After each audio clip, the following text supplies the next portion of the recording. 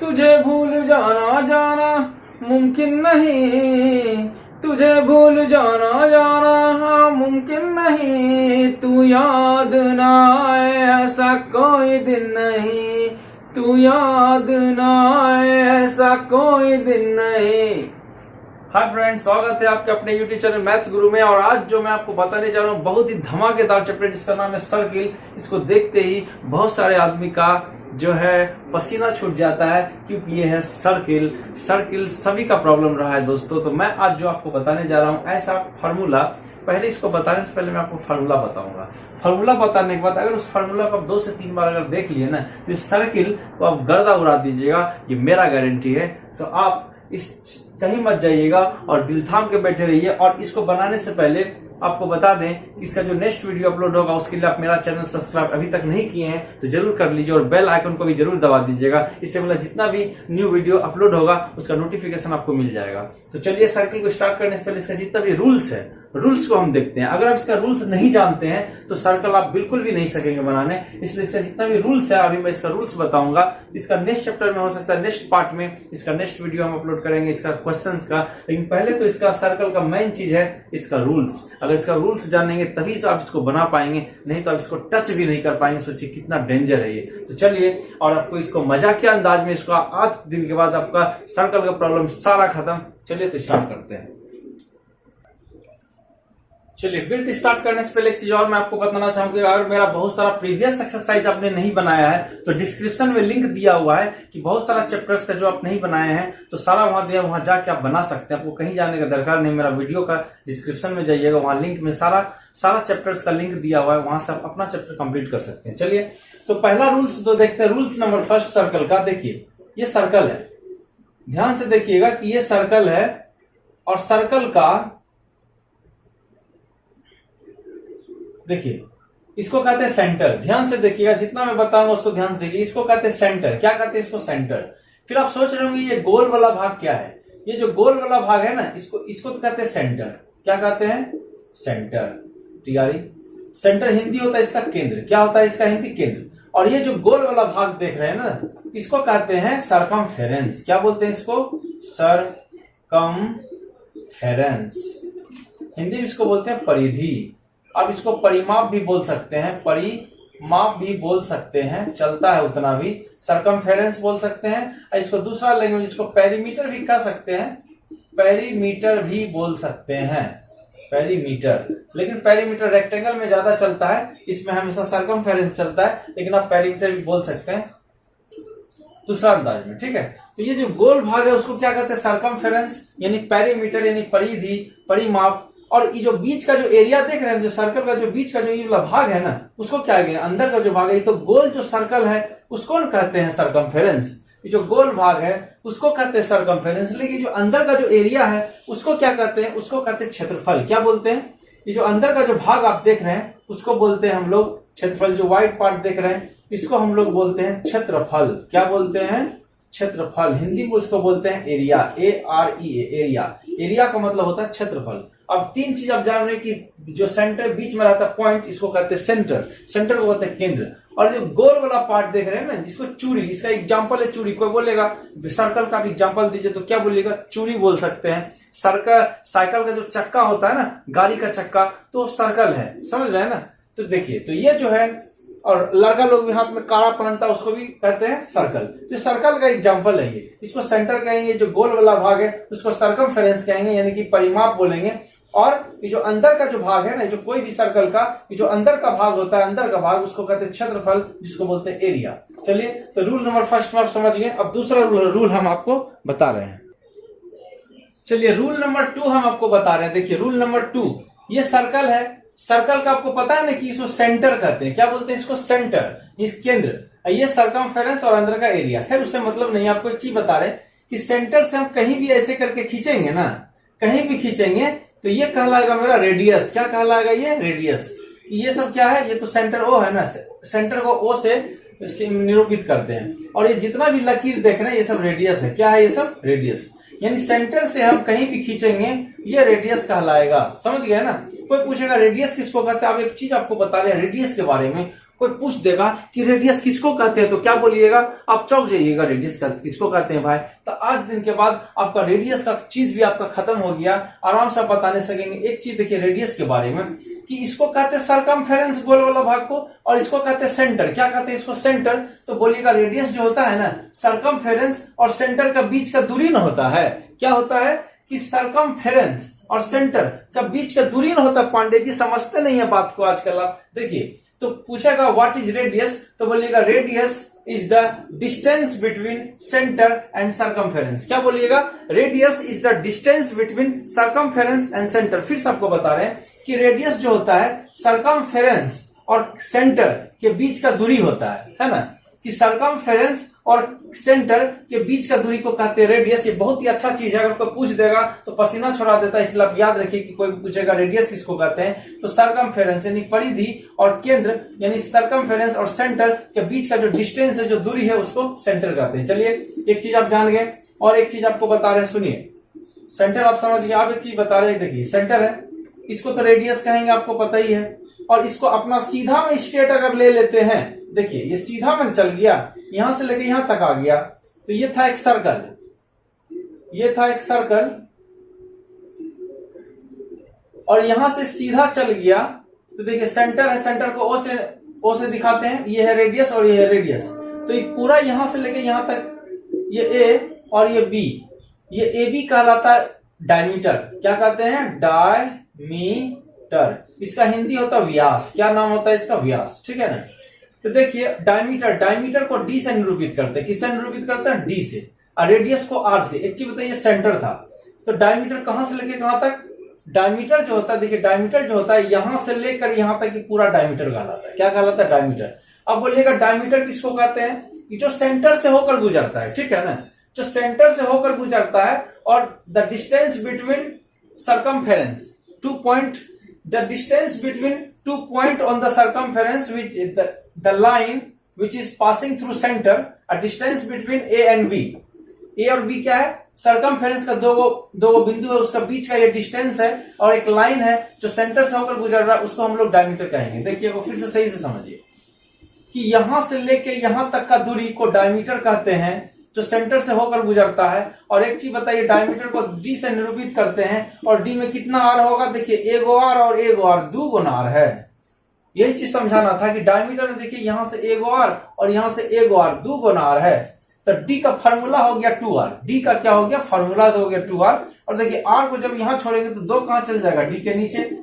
आपको पता है दोनों इनटू में है, तो इनटू में रहने से इधर आके क्या चीज हो जाता है, डिवाइड में। तो बताइए ये हो गया डी का फॉर्मूला, और ये क्या हो गया, आर का फॉर्मूला। आर बराबर हो जाएगा /2, और डी बराबर क्या हो जाएगा, 2r। देखिए तो ये फॉर्मूला हो गया कि डी बराबर 2r और आर बराबर /2। इसको आप याद रखिएगा। और इसमें एक चीज और आपको बता देते हैं, देखिए इसमें क्या और बता देते हैं आपको, बोलेगा area, AREA, area of circle.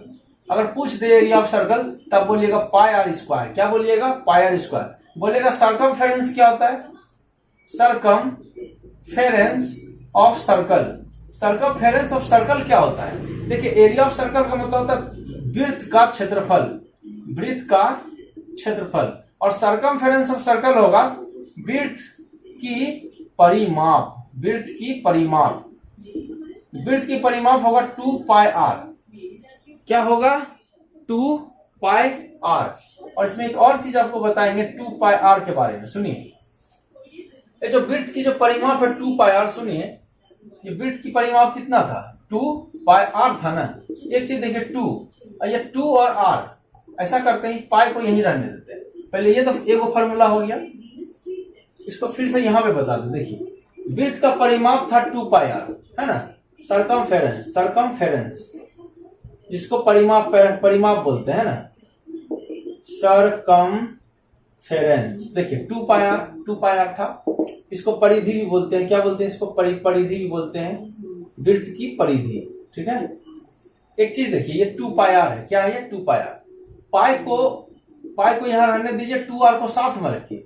बहुत ही अच्छा चीज है, समझिए कि वृत्त की परिधि बोलेगा 2πr भी बोलिएगा। और एक चीज आपको बता रहे हैं, देखिए ये 2r आपको बताए थे कि 2r को डी भी न कहते हैं, ये 2r को डी कहते हैं। तो ये 2r की जगह क्या दे देंगे, डी। तो इसका एक और आंसर हो गया कि कोई पूछेगा वृत्त की परिधि क्या होता है, तो πd भी बोल सकते हैं। और 2 पाई आर भी बोल सकते हैं, दोनों में से कुछ भी बोल सकते हैं। तो आपको पता है वृत्त का क्षेत्रफल कहेगा तो पाई आर स्क्वायर होगा, और वृत्त की परिधि बोलेगा तो 2 पाई आर होगा, और वृत्त का परिधि का एक और फॉर्मूला होगा कि पाई डी, और आप इसको याद रखिएगा।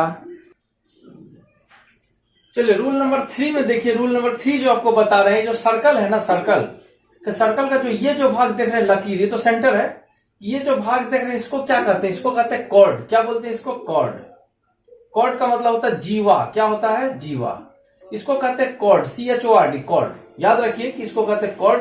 अब आप सोच रहे होंगे कि ये वाला भाग को जो क्या कहते हैं, इसको भाग को क्या कहते हैं? सरकमफेरेंस तो पूरे न हुआ, इसको सरकमफेरेंस नहीं कहेंगे, सरकमफेरेंस के टुकड़ान हो गया। देखिए इतना वो तो टुकड़ान है, यहां से लेकर यहां तक का टुकड़ा है, इसका क्या नाम है? इसका नाम है अर्क, ARC, अर्क। अर्क मतलब होता है चांप। क्या होता है? चांप। समझे?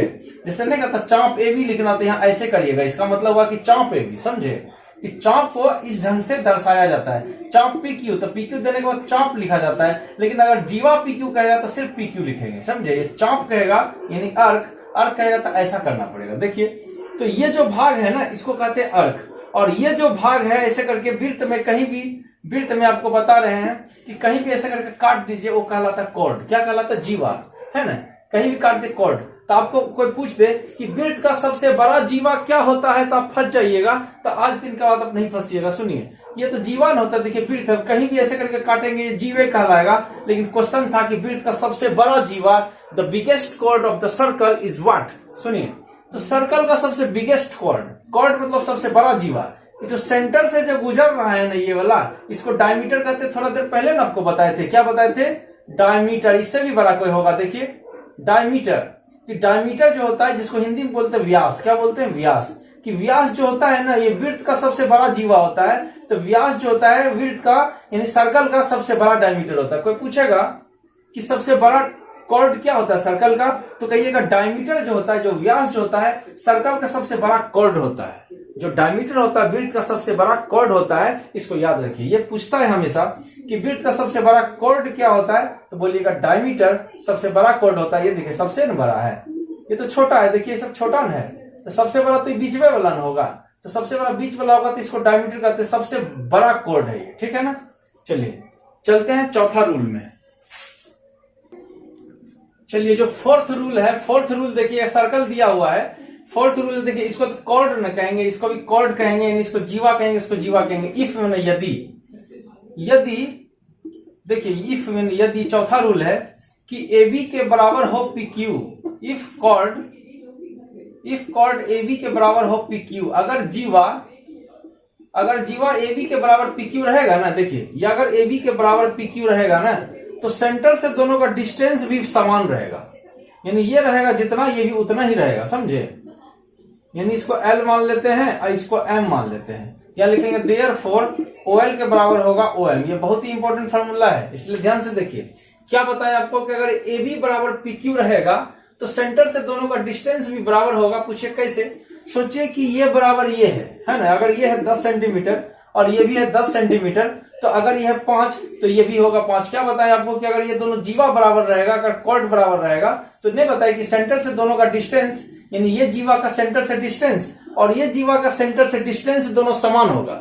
फिर से समझिए कि ये अगर दोनों जीवा बराबर रहेगा ना, तो सेंटर से दोनों का जीवा का डिस्टेंस, देखिए ये डिस्टेंस न है, ये दोनों बराबर होगा। मतलब सोचिए ये 10-10 है, तो एगो 5 है, तो यही भी 5 होगा। क्यों? क्योंकि दोनों जीवा बराबर रहने से दोनों से डिस्टेंस भी बराबर रहता है, तो ये भी हो जाएगा 5। आप समझ गए होंगे। अब इसका उल्टा आपसे पूछ देगा, सुनिए, उल्टा पूछेगा इसका कि अगर ये 5 है, ये 5 है, तो बताइए ये दोनों जीवा में क्या संबंध है। तभी तुरंत तो आपको बताए ना, भूल जाते हैं पांडे जी, कि अगर ये दोनों अगर डिस्टेंस अगर बराबर है, डिस्टेंस, तो जीवा भी बराबर न होगा। इससे पहले आपको बताए थे, सुनिए, कि जीवा बराबर रहने से सेंटर से दोनों का दूरी बराबर रहेगा। तो उल्टा करके पूछेगा कि दूरी बराबर है तो जीवा भी तो बराबर ही न होगा जी। कमाल करते हैं पांडे जी। अगर ये दोनों डिस्टेंस इक्वल रहेगा तो दोनों दूरी भी, मतलब कि डिस्टेंस अगर इक्वल है तो दोनों जीवा भी बराबर होगा। समझे? चलिए समझ गए। फिर सबको बताते हैं कि अगर PQ AB के बराबर होगा तो डिस्टेंस बराबर होगा। उल्टा करके पूछे कि डिस्टेंस बराबर है तो ये दोनों भी बराबर होगा। चलते हैं अगले रूल में। चलिए रूल 5 जो बोलता है, देखिए ये सर्कल दिया हुआ है, अगर कहेगा कि ए बी के बराबर है पी क्यू, अगर जीवा ए बी के बराबर है पी क्यू, सुनिए अगर ये दोनों बराबर है तो दोनों सेंटर पे बराबर कोण बनाएगा, समझे, दोनों क्या बनाएगा, ए ओ बी बराबर होगा पी ओ क्यू। अगर सोचिए कि ये 5 सेंटीमीटर ये भी 5 सेंटीमीटर, तो ये 30 डिग्री तो ये भी होगा 30 डिग्री, समझे। ध्यान से देखिए, अगर ये दोनों कॉर्ड बराबर रहेगा ना तो सेंटर पर दोनों इक्वल कोण बनाएगा, ये रूल है। अब इसका उल्टा आपको बता देते हैं, सुनिए इसका उल्टा बता देते हैं कि अगर ये 30 और 30 है तो बताइए ये दोनों में क्या संबंध है, तो बोलेंगे वो इक्वल होगा, समझे। फिर से समझिए कि अगर जीवा बराबर है तो दोनों सेंटर पर बराबर कोण बनाएगा, यानी कि अगर कॉर्ड इक्वल है तो एओबी यानी एओबी ये जो एंगल है बराबर होगा पीओ क्यू के। अगर दो को कॉर्ड बराबर है तो दोनों एंगल बराबर होगा, समझे। फिर से समझिए कि ये कॉर्ड अगर बराबर है तो दोनों सेंटर पर बराबर कोण बनाएगा, मतलब ए अगर बनाएगा 50 डिग्री तो ये भी बनाएगा 50 डिग्री। उल्टा करके पूछे आपसे कि ये दोनों 50 डिग्री है, यानी एंगल ये 50 डिग्री है और ये 50 डिग्री, इसको कौन बना रहा पी क्यू, इसको कौन बना रहा ए बी, तो दोनों कोण अगर इक्वल है तो दोनों जीवा यानी कॉर्ड भी बराबर होगा, यही रूल था। अब चलते हैं छठा रूल में। देखिए रूल नंबर जो 6 है, रूल नंबर 6 करा कि angle in same segment is equal, यानी एक ही चाप द्वारा बना कोण बराबर होता है, एक ही चाप द्वारा। तो एक ही चाप, देखिए ए और बी एक चाप है, इसको चाप न कहेंगे। देखिए अगर काट देते तो उसको क्या कहते हैं, कॉर्ड, लेकिन काटना नहीं है। करा एक ही चाप द्वारा बना कोण angle in same segment is equal. ये देखिए सेम सेगमेंट, तो ये एक चाप है, ऐसे मिला दीजिए और एक ऐसे मिला दिए। देखिए कि ये दो गो एंगल है, सर्कमफेरेंस पे बन रहा है। देखिए एक पी बन रहा है, एक क्यू बन रहा है। देखिए ये पी कौन बना रहा है, ए बी, क्यू कौन बना रहा है, ए बी, तो दोनों कौन ए बी ही ना बना रहा है, तो दोनों एंगल इक्वल होगा। कहां से, एंगल इन सेम सेगमेंट से, ठीक है ना। रूल रहता है कि रूल है कि angle in same segment is equal होता है। तो देखिए एक ही चाप द्वारा बना कोण है ना, एक ये एंगल और ये एंगल, तो ऐसा कंडीशन से अगर दो कोण एक ही वो चाप बना रहा है तो इक्वल होगा। अगर ऐसा देयरफॉर एंगल पी बराबर क्या होगा, एंगल क्यू। इसको हम फिर से आपको समझाते हैं। सोचिए कि कोई एक सर्कल है, ठीक है ना, ये एक अर्क है, यहाँ ए है और यहाँ बी है, यहां से ऐसे कर दिए ऐसे और यहां से ऐसे कर दिए ऐसे। बताइए ये कौन बना रहा है, ये अर्क बना रहा है ए बी, ठीक है ना, और ये एंगल कौन बना रहा है, ये भी ए बी ही बना रहा है। देखिए ये एंगल भी ए बी बना रहा है और ये एंगल भी ए बी बना रहा है। तो ऐसा कंडीशन में दोनों एंगल इक्वल होगा। ये जितना होगा, ये अगर 50 डिग्री होगा तो ये भी 50 डिग्री होगा, समझे। कि एक ही चाप अगर दो को एंगल बनाता है, देखिए वहां भी, तो दोनों का दोनों इक्वल होगा। वही चीज कर रहा है, एंगल इन सेम सेगमेंट रहने से वो इक्वल होता है, बराबर होता है। तो एंगल पी बराबर क्या हो जाएगा, एंगल क्यू। एक ही चाप द्वारा बना रहेगा तभी होगा, नहीं तो नहीं होगा। चलिए तो रूल नंबर 7 में चलते हैं। चलिए रूल नंबर 7 में चलते हैं। देखिए सर्कल है, सर्कल ए बी डायमीटर है, देखिए सेंटर में है तो ए बी एक डायमीटर हो गया, ठीक है ना। और सी पर देखिए एक एंगल बना रहा है ये वाला, ठीक है ना। तो जब ये डायमीटर है तो वृत्त दो भाग में बट गया। डायमीटर क्या करता है, वृत्त को आधा आधा दो भाग में काटता है। तारबूज आप खाए हैं ना जी, तो देखिए तो सर्कल को ये डायमीटर दो भाग में काटता है, तो इसको कहते हैं, देखिए ये रूल है angle in semi circle. Angle in semi circle, angle in semi circle is 90 degree, है ना। इसको हिंदी में बोलते हैं अर्धवृत्त। अर्धवृत्त का जो कोण होता है ना वो समकोण होता है। क्या होता है, अर्धवृत्त का कोण समकोण होता है। देखिए अर्धवृत्त किसको कहते हैं, जो आधा को वृत्त, तो वृत्त को डायमीटर आधा भाग में काट दिया। वृत्त था ना, तारबूज को काट दिया ऐसे करके, आधा आधा हो गया, डायमीटर है। तो डायमीटर रहेगा तो ये जो कोण बनेगा ना, ये कोण वो 90 डिग्री होगा। याद रखिए कि कभी भी 90 लिखे, डायमीटर रहेगा तो 90 बोल देंगे। यहाँ देखिए ये डायमीटर है तो ये एंगल 90 डिग्री होगा। कौन सा रूल से, एंगल इन सेमी सर्कल। जब भी डायमीटर रहेगा तो याद रखिए, देखिए एक सर्कल बना रहे हैं, ठीक है ना। हम ऐसे करके डायमीटर एक खींच दिया, डायमीटर है तो हम ऐसे करके सोचिए कि एक एंगल बना हुआ है ना, सर्कमफेरेंस पे। तो ये एंगल कितना होगा, डायरेक्ट बोलेंगे 90 डिग्री। क्यों, क्योंकि ये डायमीटर है और डायमीटर है तो ये एंगल इन सेमी सर्कल हुआ। सेमी सर्कल का मतलब होता है कि अर्धवृत्त, ये आधा को वृत्त का कोण हमेशा 90 डिग्री होता है, यही है रूल, ठीक है ना। और उल्टा करके इसका पूछे कि अगर ये 90 डिग्री है तो ये क्या होगा, डायमीटर होगा भाई। इसमें कोई शक थोड़ी है कि जब भी सर्कल में अगर ये 90 डिग्री दिया रहेगा तो ये सामने सेंटर से गुजरने वाला जो रेखा है वो डायमीटर होगा। याद कर लीजिए, इसमें बहुत सारा सवाल है, सवाल बनेगा, इसलिए इसको एकदम कीप इन माइंड, ध्यान में बहुत अच्छा से रखिए, माइंड में। चलते हैं नेक्स्ट रूल्स में। चलिए रूल नंबर 8 में देखिए ये एक सर्कल है, ये क्या है, एक सर्कल है, और ये क्या है, अर्क है। ये क्या है, अर्क है, और सेंटर पर एक एंगल बना रहा है। देखिए ये एंगल बना रहा है, ये भी एक अर्क है मतलब चाप है, ये सेंटर पर ये एंगल बना रहा है, और ये एक अर्क सरकमफेरेंस पे एक एंगल बना रहा है। देखिए ध्यान से देखिए, अर्क है, सेंटर पर एक एंगल बना रहा है AOB, और ये सरकमफेरेंस पर भी एक एंगल बना रहा है C। तो कभी भी ऐसा सवाल रहेगा कि सेंटर पर जो कोण बना है, तो देखिए इसका रूल है, इसका है कि किसी चाप द्वारा सेंटर पर बना कोण, किसी अर्क द्वारा सेंटर पर जो बना है कोण, क्या नाम है इसका, AOB। किसी चाप द्वारा सेंटर पर जो बना कोण होता है वो सरकमफेरेंस पर बने हुए कोण का दुगना होता है। नहीं समझे, फिर से समझा रहे कि ये जो AOB, ये जो कोण है ना AOB, उस सरकमफेरेंस पे जो बनेगा कोण उसका हमेशा दुगना होगा। ऐसे ही आपको पता है ना, कोई भी चीज का बीच में पावर ज्यादा होता है किनारे से, तो ये किनारे से इसका पावर तो ज्यादा ना होगा जी, इसलिए ये कभी भी ऐसा रहेगा, तो ये एंगल इसका दुगना होगा। सोचिए कि अगर ये 30 डिग्री है, तो ये जो है आपको क्या बताया कि ये जो एंगल इसका दुगना ना होगा, तो 30 का दुगना कितना होगा, 60। यही चीज तो बता रहे थे आपको। सोचिए कि अगर ये है 50 डिग्री, बताइए तो ये कितना होगा, उसका दुगना ना होगा। क्या बोले कि ये जो एंगल होता है उसका दुगना होता है, तो ये 100 होगा। समझे, फिर से आपको समझा रहे, नहीं समझे ना, हमको पता है कि आप है ये ना समझ। देखिए इसको हम मान लेते हैं, इसको मान लेते हैं 120 डिग्री। आपको क्या बताएं कि ये इसका डबल होता है, तो ये तो इसका हाफ ना होगा, ये 120 डिग्री है, 120 डिग्री है, तो देखिए ये उसका ना डबल होता है, तो ये तो इसका हाफ होगा, 120 है, तो ये कितना होगा, 60। नहीं समझे, फिर से आपको समझा रहे। देखिए एक सर्कल है, देखिए बता रहे एक सर्कल है, ठीक है, इस ढंग से है, सेंटर पे ऐसा बना हुआ कौन है। अगर ये 30 है तो आपको पता है ना ये उसका डबल होगा, कितना होगा, 60। तो उल्टा करके पूछे कि ये 60 है तो इसका हाफ होगा ये 30।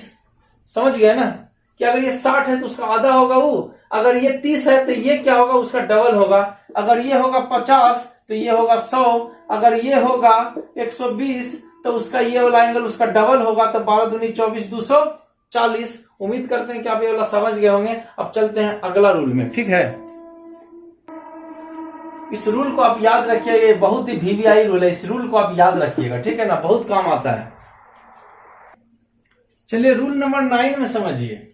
रूल नंबर 9 है, एक सर्कल के अंदर जो चक्का रहता है उसको बोलते हैं चक्रीय चतुर्भुज। क्या बोलते हैं, चक्रीय चतुर्भुज। देखिए ऐसा चतुर्भुज जो चक्का के अंदर हो, जो चक्का के अंदर हो उसको बोलते हैं चक्रीय चतुर्भुज। इंग्लिश में बोलते हैं साइक्लिक क्वाड्रिलेटरल। क्या बोलते हैं उसको, साइक्लिक क्वाड्रिलेटरल। जो ऐसा क्वाड्रिलेटरल जो सर्कल के अंदर हो, ऐसा क्वाड्रिलेटरल जो सर्कल के अंदर हो उसको बोलते हैं हम लोग साइक्लिक क्वाड्रिलेटरल। ये क्या है, साइक्लिक क्वाड्रिलेटरल। और साइक्लिक क्वाड्रिलेटरल के जो आमने सामने का जो कोण है ना, दोनों का जोड़ होगा 180। जब भी ऐसा रहेगा तो लिखेंगे A प्लस एंगल C बराबर कितना होगा, 180 डिग्री। और क्या होगा, angle B plus angle D that to कितना होगा, 180 डिग्री। समझे कि जब भी साइक्लिक क्वाड्रिलेटरल रहेगा तो ये जो आमने सामने का कोण है ना, A प्लस C, दोनों का जोड़ होगा 180, और B और D ये दोनों कोणों का जोड़ क्या होगा, 180। बहुत ही VVI रूल है कि इतना सवाल बनाने में इसका यूज है कि बता नहीं सकते, इसलिए इसको एकदम दिमाग में रखिएगा कि जब भी साइक्लिक क्वाड्रिलेटरल रहेगा तो ये आमने सामने कोणों का जोड़ कितना होगा, 180। B और D दोनों कोणों का जोड़ कितना होगा, 180। ये बहुत ही इंपॉर्टेंट सवाल है कि चक्रीय चतुर्भुज के सम्मुख कोणों का जोड़, सम्मुख मतलब आमने सामने के कोणों का जोड़ कितना होता है, 180। चलते हैं अगले रूल में। चलिए तो रूल नंबर आपको हम 10 बता रहे हैं। देखिए रूल नंबर 10 है कि एक सर्कल है, ठीक है ना, और सर्कल का ये क्या है, सेंटर, और ये क्या है बताइए, ये है आपका, देखिए जो सर्कल को समझिए इस बात को सही से, जो सर्कल को टच करे ना, जो सर्कल को टच करे उसको कहते हैं टेंजेंट। जो टच करे उसको क्या बोलते हैं, टेंजेंट, TNGENT, टेंजेंट।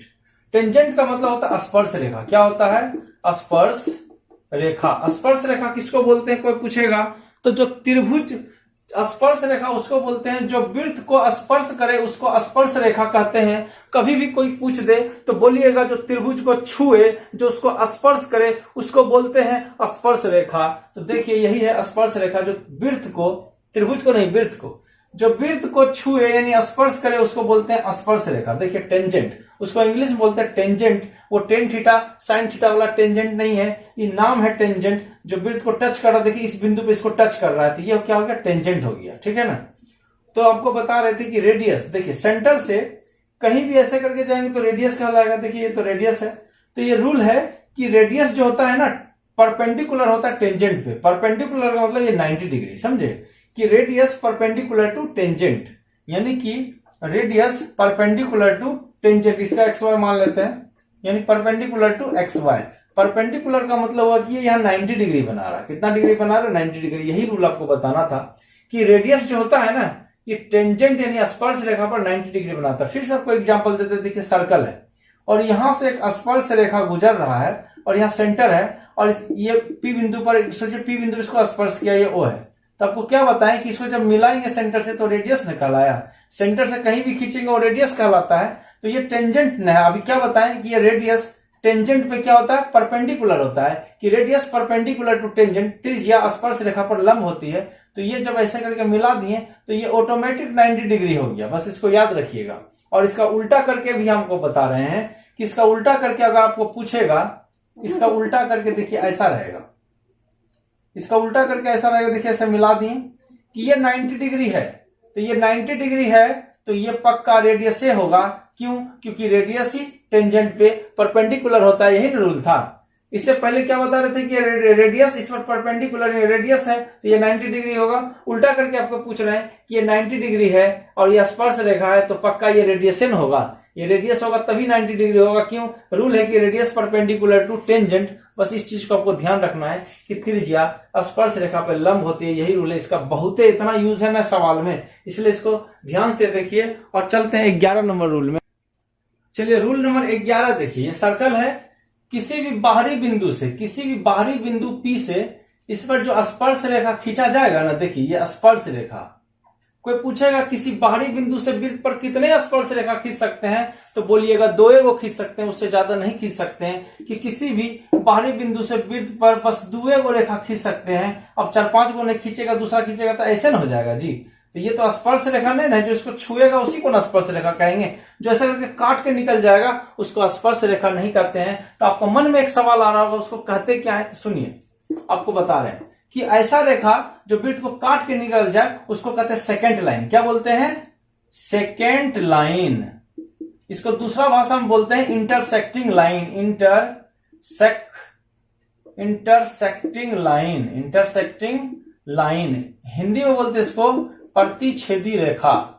प्रतिच्छेदी रेखा, जो प्रतिच्छेद करता है उसको प्रतिच्छेदी रेखा बोलते हैं। तो जो सर्कल को ऐसे करके काट के निकल जाए उसको कहते हैं सेकंड लाइन। क्या बोलते हैं उसको? सेकंड लाइन, यानी प्रतिच्छेदी रेखा। इसका दूसरा नाम है इंटरसेक्टिंग लाइन। इंटरसेक्टिंग लाइन, ठीक है। चलिए ये बता दिए। तो अब यहाँ पे आपको जो मेन पॉइंट आपको बता रहे थे कि किसी भी बाहरी बिंदु से वृत्त पर कितने स्पर्श रेखा खींच सकते? सिर्फ 2। सिर्फ 2। तीसरा कहाँ जाएगा बताइए? 2 को ना स्पर्श रेखा गया, स्पर्श को यहाँ स्पर्श किया, एक यहाँ किया, और कहाँ स्पर्श करेगा? कहीं कर ही नहीं सकता है। अब बोलिएगा ऐसे ये स्पर्श थोड़ी किया, तो काट के ना निकल जाएगा। जो छू के निकले उसको ना स्पर्श कहते हैं। तो किसी बाहरी बिंदु से वृत्त पर 2 स्पर्श रेखा खींच सकते हैं। और एक चीज बता रहे थे, ये ए है और ये बी है। और एक चीज बता रहे, बाहरी बिंदु से जो खींचेंगे ना तो ये दोनों स्पर्श रेखा की दूरी हमेशा बराबर होगा, यानी कि AP बराबर होगा PB। फिर से समझिए कि आपको बता रहे कि बाहरी बिंदु से कोई भी एक्सटर्नल पॉइंट से इस पर जो ड्रॉ करेंगे ना टेंजेंट, ये टेंजेंट ड्रॉ किए, ये भी टेंजेंट ड्रॉ किए, तो ये दोनों का लेंथ जो होगा ना बराबर होगा। लेंथ क्या होगा? बराबर। मतलब अगर ये 5 सेंटीमीटर होगा तो ये ऑटोमेटिक 5 सेंटीमीटर होगा। क्यों? रूल है कि कोई भी बाहरी बिंदु से खींचेंगे ना स्पर्श रेखा तो उसका जो लेंथ होगा वो इक्वल होगा, यानी कि PA के बराबर क्या होगा? PB। कभी भी ऐसा रहेगा तो याद रखिएगा कि ये दोनों बराबर रहेगा। उल्टा देखिए, एक चीज और आपको बताते हैं। देखिए ये तो PA बराबर हो गया PB, ये लिख लीजिएगा कॉपी में, ठीक है। एक एग्जांपल दे रहा है। ऐसा है, यहां से ऐसा खींच दिए और यहां से ऐसा खींच दिए, यहां पे काटा, यहां पे काटा, ठीक है ना। P, यहाँ Q, यहाँ R। बताइए कि ये दोनों में क्या संबंध है? तो बोलिएगा दोनों इक्वल होगा। क्या बोलेंगे? दोनों PQ बराबर PR इक्वल होगा। क्यों? क्योंकि बाहरी बिंदु से खींचा गया 2 स्पर्श रेखा बराबर होता है। तो सोचिए अगर ये 10 सेंटीमीटर है तो बताइए ये कितना होगा? बोलेंगे ये भी होगा 10 सेंटीमीटर। क्यों? क्योंकि दोनों का लेंथ बराबर होता है। आप समझ गए होंगे। चलते हैं नेक्स्ट रूल में। देखिए रूल नंबर 12। रूल नंबर 12 जो आपको बताने जा रहे, देखिए कि ये एक पॉइंट है P, यहां से एक स्पर्श रेखा ऐसे करके खींच दी, ठीक है ना। यहां पर टच कर रहा है, इसका नाम है टी। क्या नाम है इसका? टी। तो पी से एक बाहरी बिंदु से, एक एक्सटर्नल पॉइंट से एक लाइन ड्रॉन की है, इसका नाम है क्या? टेंजेंट। क्यों? क्योंकि इसको टच किया, जो टच करता है उसको बोलते हैं टेंजेंट, ठीक है। और दूसरा लाइन यहां से इसको सेकेंड किया, ए पे और बी पे। सेकेंड मतलब इंटरसेक्ट किया, समझे ना, कि दूसरा लाइन इंटरसेक्ट किया और एक इसको टच होके निकल गया। तो ऐसा सवाल आपका एनसीईआरटी में नहीं मिलेगा, या आरएस अग्रवाल सवाल में मिलेगा, एमएल में मिलेगा। तो ऐसा सवाल आपको फार्मूला बता दे रहे हैं, ताकि आप कोई भी किताब से बनाइए तो आपका सवाल छूटेगा नहीं। सारा फार्मूला को खाली माइंड में रखिएगा और आप सर्कल का मास्टर कहलाएंगे, उसका बाप कहलाएंगे। तो देखते हैं इसमें। तो ये देखिए, ये पीटी है, ये बाहरी बिंदु से स्पर्श किया और ये सेकंड है, ये सेकंड लाइन उसको प्रतिच्छेद किया।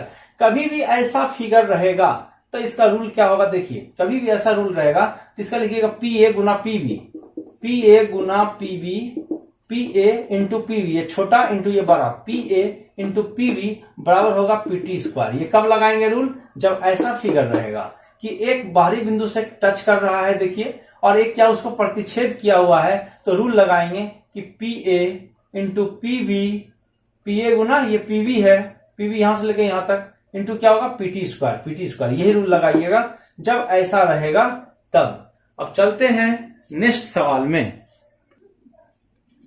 देखिए, रूल नंबर जो 13 बताता है, रूल नंबर 13 कि when two line intersect each other. देखिए, एक AB है, एक AB है, ये AB है और ये है आपका AB और ये है CD।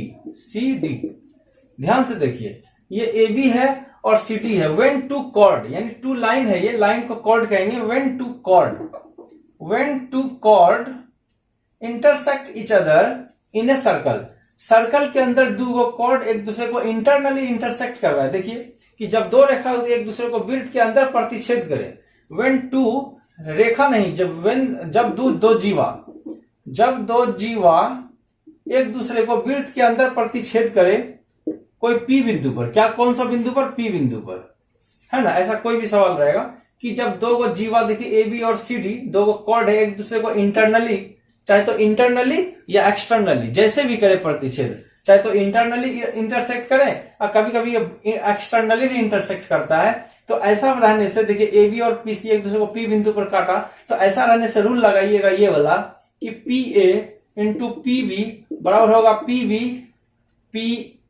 P A into P B बराबर PC into PD, PC into PD. फिर से देखिए कि जब भी ऐसा रूल रहेगा कि दोनों को एक दूसरे को वृत्त के अंदर काटे तो पी ए इंटू पीबी, ये भाग पी ए इंटू पीबी बराबर हो जाएगा PC into PD, P A into PB बराबर पीसी इंटू पीडी। ये कब लगाएंगे? जब दो कॉर्ड एक दूसरे को अंदर में काटे। और ये रूल हो गया आपका फिनिश। चलिए, रूल नंबर जो 14 आपको बताने जा रहे हैं। देखिए, सर्कल है और ये क्या है आपका? टेंजेंट मतलब स्पर्श रेखा। देखिए एक्स वाई आपका टेंजेंट है, ठीक है ना। ये ए बिंदु पर इसको टच किया। अब एक ऐसे करके बना लेते हैं। देखिए, ये सर्कल बन गया। सर्कल के अंदर ये क्या? एक कॉर्ड, दो कॉर्ड, तीन कॉर्ड मिला के एक ट्रायंगल बन गया, ए बी सी। जब भी ऐसा फिगर रहे और ये एंगल आपका दिया रहे, आपको बोले कि ये एंगल कैसे कितना होगा, तो सुनिए, आपको जब भी ऐसा फिगर रहे तो ये जो एंगल होता है ना, ये एक लाइन छोड़ के इसके बराबर होता है। समझे? क्या बताएं? ये टेंजेंट के साथ जो ये एंगल बन रहा है, ध्यान से देखिए, जो टेंजेंट के साथ ये जो एंगल बन रहा है, एक लाइन छोड़ के इसके बराबर हो जाएगा। वही चीज यहां भी देखिए, ये जो लाइन के साथ जो ये एंगल बन रहा है, ये जो टेंजेंट के साथ जो एंगल बन रहा है, ये एक लाइन छोड़ के इसके बराबर होगा। इसका नाम है एक लाइन छोड़ के, समझे। तो ये जो एंगल है, ये 30 डिग्री होगा, तो ये भी होगा 30 डिग्री, समझे। इसका नाम हम 1 मान लेते हैं, तो इसका नाम हम 2 मान लेते हैं, ठीक है ना। तो ऐसा फिगर रहने से ये जो एंगल 1 है किसके बराबर होगा? एंगल 2 के। और मान ले 3 मान लेते हैं, इसको 4 मान लेते हैं, तो एंगल 3 किसके बराबर होगा? एंगल 4 के। समझ गया ना कि जब भी ऐसा फिगर रहेगा तो टेंजेंट के साथ जो एंगल बनता है 1 2 के बराबर होगा, और फिर टेंजेंट के साथ जो 3 बनता है वो 4 के बराबर होगा। सिमिलरली अब इस पर एक दो सवाल आपको बताते हैं। देखिए कि सोचिए सर्कल है और ये टेंजेंट लाइन है। सवाल नहीं बनाने से आपको समझ में नहीं आएगा। समझ गया ना। ये इस ढंग से फिगर है। सोचिए कि इसके साथ ये दिया है 100 डिग्री दिया हुआ है, तो ये एंगल कितना होगा बताइए। जब 100 है, आपको बताए थे कि ये एक लाइन छोड़ के इसके बराबर हो जाता, तो ये कितना हो जाएगा? 100। समझे बात को। सोचिए कि ये वाला एंगल है 50 डिग्री, ये 50 डिग्री, तो ये एक लाइन छोड़ के किसके बराबर होगा, यहाँ 50 डिग्री का हो जाएगा। देख लिए सही से कि अगर ये 100 है तो ये भी 100 होगा एक लाइन छोड़ के, अगर ये 50 है तो ये एक लाइन छोड़ के वो भी कितना होगा 50। इसको कहते हैं रूल्स ऑफ सर्कल। चलते हैं नेक्स्ट में। चलिए रूल नंबर 15 आपको बताते हैं। देखिए ये सर्कल है और ये क्या है, कॉर्ड है। क्या है ये, कॉर्ड है। देखिए ये कॉर्ड है और ये क्या है, सेंटर है। तो क्वेश्चन है, मतलब कि रूल्स है कि सेंटर से कॉर्ड AB पे डाला गया परपेंडिकुलर, देखिए परपेंडिकुलर डाल दिए, कि रूल है कि perpendicular drawn from centre to the chord, perpendicular drawn from centre to the chord bisected, यानी केंद्र से जीवा पर डाला गया लंब, केंद्र से जीवा पर डाला गया लंब उसको बाइसेक्ट करता है, उसको समद्विभाजित करता है, समान समान दो भाग में बांटता है। जब भी ऐसा सवाल रहेगा कि सेंटर से कॉर्ड पर परपेंडिकुलर डाला गया, यानी परपेंडिकुलर 90 डिग्री डाला गया, तो उसको बाइसेक्ट करेगा। सोचिए P बिंदु पर, तो ये जितना होगा 4 रुपया, तो ये भी होगा 4 रुपया। इसी को कहते हैं बाइसेक्ट करना। तो ये रूल है कि सेंटर से इस पर अगर परपेंडिकुलर डाला जाए तो उसको बाइसेक्ट करेगा। मतलब यहां लिखेंगे if OP perpendicular to AB, अगर ये OP, ये तो रेडियस न है, रेडियस नहीं है, ये रेडियस किसको कहते हैं, जो सेंटर से लास्ट तक छुए तब ना, ये तो छुए नहीं रहा, यहीं तक है। तो ये देखिए if OP perpendicular to AB, तो देयरफॉर जितना AP होगा ना उतना PB होगा। ध्यान से देखिए, समझने का कोशिश करिए कि यहां से इस पर जो लंब डालेंगे इस पर समान दो भाग में काटेगा। अगर ये 5 सेंटीमीटर होगा तो ये भी 5 होगा। समझिए, फिर सबको समझाते हैं कि सोचिए ये सर्कल है, ठीक है ना, ये सर्कल है और ये आपका कॉर्ड है, ठीक है, ये आपका कॉर्ड है, कॉर्ड नहीं, ये तो टेंजेंट हो गया, ये आपका कॉर्ड है, ठीक है। सोचिए सर्कल और ये आपका कॉर्ड है और सेंटर से इसमें परपेंडिकुलर हम डाल दिए और पूरा ये कॉर्ड जो AB था इसका जो डिस्टेंस है 10 सेंटीमीटर। कितना सेंटीमीटर, 10 सेंटीमीटर। तो आपको बताएं कि कॉर्ड का जो 10 सेंटीमीटर था, इस सेंटर से इस पर परपेंडिकुलर डालेंगे तो उसको इक्वल दो भाग में काटेगा, तो ये 5 होगा और ये भी क्या हो जाएगा 5। ये तभी होगा जब ये इस पर 90 डिग्री रहेगा, नहीं तो नहीं होगा, ठीक है ना। इस पर बहुत ही इंपॉर्टेंट क्वेश्चन आपका चैप्टर में। तो सेंटर से अगर कॉर्ड पर परपेंडिकुलर डालते हैं उसको समान समान दो भाग में बांटता है। इस चीज को याद रखिए कि सेंटर से परपेंडिकुलर ड्रॉन फ्रॉम सेंटर, इस पर जो परपेंडिकुलर, देखिए सर्कल है, सेंटर से अगर हम इस पर परपेंडिकुलर डालेंगे तो इसको दो भाग में, ये जो परपेंडिकुलर था ना उसको दो भाग में काटेगा, इसको दो भाग में काटेगा। अगर सोचिए ये 10 है तो ये भी कितना होगा 10। अगर सोचिए पूरा का पूरा 100 है तो यहां से यहां तक 50 होगा और ये भी कितना होगा 50, यानी आधा आधा दो भाग में काटेगा। ये था सर्कल का सबसे लास्ट रूल और इसको आप 2 से 3 बार इस वीडियो को देखिए और अपना माइंड में उसको याद रखिए, नहीं तो सर्कल का कोई भी सवाल आप बनाने नहीं सकेंगे। इसके अलावा और भी 1-2 सवाल है जो मतलब सर्कल से रिलेटेड जो भी सवाल रहे, जैसे पैरेलल्स हो गया, कॉन्ग्रेंट हो गया, सिमिलर हो गया, सबको हम सवाल बताते जाएंगे, उस समय आपको क्लियर करेंगे। तो आप इसका नेक्स्ट वीडियो जरूर देखिएगा और उसको देखने से पहले इसको आप 2 से 3 बार वीडियो को जरूर देख लीजिए और जितना भी रूल्स है सबको माइंड में बैठा लीजिए। क्यों? क्योंकि उस समय जब वहां हम सवाल बताएंगे तो आपको बिल्कुल भी समझ में नहीं आएगा, अगर ये रूल याद नहीं रहेगा तो। इसलिए सारा रूल्स आपका माइंड में रहना चाहिए। और आपको एक चीज हम आपको वादा करते हैं कि अगर ये रूल्स अगर आपका माइंड में है तब कोई भी बुक से अगर सर्कल का सवाल बनाइएगा ना, आप गर्दा उड़ा दीजिएगा, वो मेरा गारंटी है। तो बस ये 15 को रूल, बस ये 15 को रूल को आप माइंड में रखिए और सर्कल का बेताज बादशाह बन जाइए। बस ये 15 को रूल ही इसका मेन चीज है और कुछ नहीं है, सर्कल में जाने नहीं है बिल्कुल। बस ये 15 को रूल्स आप माइंड में रख लीजिए। इसको 2 से 3 बार वीडियो को जरूर देखिएगा। आप लाइक शेयर करना न भूलें। अगर आपको अच्छा लगा तो एक कॉमेंट जरूर करिएगा। तो मिलते हैं नेक्स्ट वीडियो में। जय हिंद।